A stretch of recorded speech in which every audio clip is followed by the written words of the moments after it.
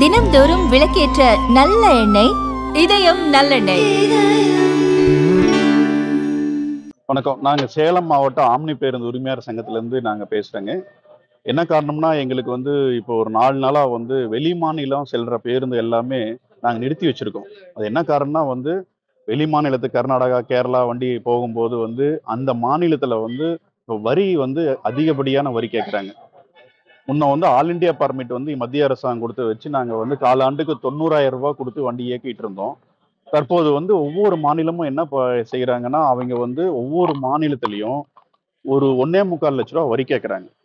எங்களால் இப்போ கர்நாடகாவுக்கு ஒரு 1.25 லட்ச ரூபா, கேரளாவுக்கு ஒரு 1.25 லட்ச ரூபா இப்படியெல்லாம் கட்டி வண்டி வாகனத்தை இயக்க முடியாது.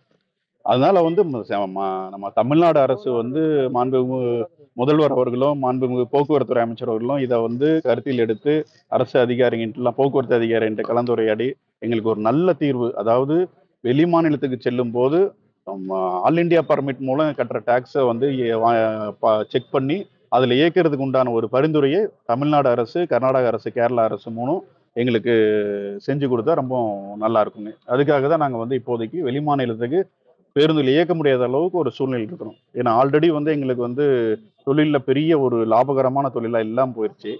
இப்போ பயணிகளை நாங்கள் அதிகமான தொகை கேட்டால் அவங்களாலையும் கொடுக்கறதுக்கு தயங்குறாங்க.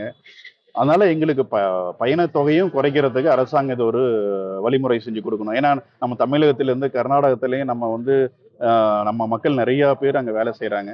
அவங்களுக்கு ஒரு போக்குவரத்து எளிமையாக்கணும். அதுக்காக தான் அவங்களை நம்பி தான் நம்ம தொழில் நடந்துட்டு இருக்கு. அதுக்கு ஒரு அரசாங்கம் ஒரு பரிந்துரை பண்ணி வெளி மாநில வண்டி தமிழகத்துக்கு உள்ள வரும்போதும் அந்த வரியை ஆல் இண்டியா பர்மிட் வரியை வாங்கிக்கிட்டு, மோட்டார் வாகன சட்ட பிரகாரம் உள்ள வரியை வாங்கிக்கிட்டு எங்களுக்கு ஒரு பரிந்துரை பண்ணா எங்களுக்கு ரொம்ப நல்லா இருக்கும், தொழில் நல்லா இருக்கும். எத்தனை நாளா வண்டி நிக்குது? அடுத்தது என்ன பண்ண போறீங்க? சார் 4 நாளா நிக்குது. எங்களுக்கு என்ன பண்றதுன்னே தெரியல. ஏன்னா எங்களால இயக்க முடியாத சூழ்நிலைக்கு போயிட்டோம். நாங்க அரசாங்கத்தை எதிர்த்தெல்லாம் நாங்க போராடல.